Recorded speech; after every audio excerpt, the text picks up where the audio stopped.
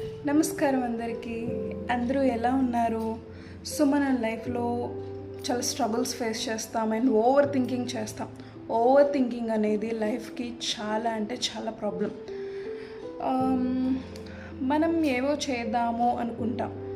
మనం చేయాలి అంటే ఎదుటి వాళ్ళని చూసి నేర్చుకోవచ్చు, తప్పులేదు. బట్ ఏం నేర్చుకోవాలి అంటే మనం ఏం చేయాలి అంటే మనలో స్కిల్ ఏంటి, మనం ఏం చేయగలం, ఏం చేస్తే బాగుంటుంది అనేది తెలుసుకోవడం కూడా బెస్ట్. ఓకే.